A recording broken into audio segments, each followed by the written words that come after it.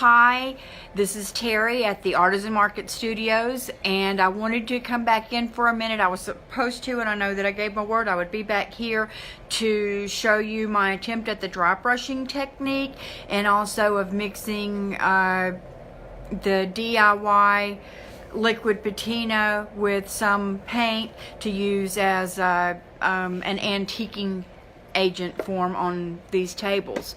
Well, I tried my hand at dry brushing on the top of this table. I went ahead, you can see there's still some paint on my finger now from touching that. I tried to brush this. I painted these before lunch. It's my birthday. My family took me out to lunch, so I got a quick second coat of weathered wood on here before I left, and I came back and I got my smaller number 8 size Paint Pixie brush and put it into some of the Apothecary and tried the dry brush technique as I've used in the past with latex paint, and it was a failure. I ended up, after I put some paint on my brush, downloaded it on to my towel here so I wouldn't have very much, and a normal dry brushing technique, you would then just go kind of back and forth over the top of your surface, and it would leave small amounts of streaks of paint on there, and it would look good and look aged,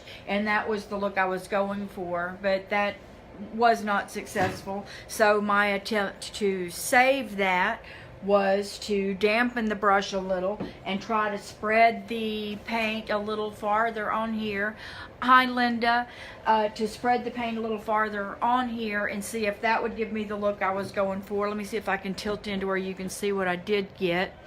And that was also a fail. It doesn't look good. I'm going to go back over it again with weathered wood, cover it back up, and think again on what I can do here. When working with the clay-based paints, like the DIY paint, they're not always used in the same way as like a latex paint or even a regular chalk paint. So your techniques sometimes need to be adapted, and that's why I'm here trying to share with you my fails and my successes so that you can learn to use the paints in the same way and at the same time that I am.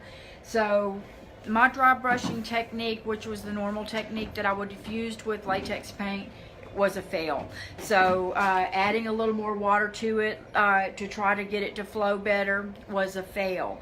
So what I'm going to do now is let this dry. I'm going to go back over it with another coat of weathered wood, get it back brown, study a little bit, see if I can find some other videos and figure out how to go about dry brushing here, and whenever I know how, I'll come back and I'll share that information with you. But as for right now, this is another what not to do video. So I hope that helps you to learn from my mistakes, and we'll see you next time. As soon as I know better, I'll share it with you. Thank you.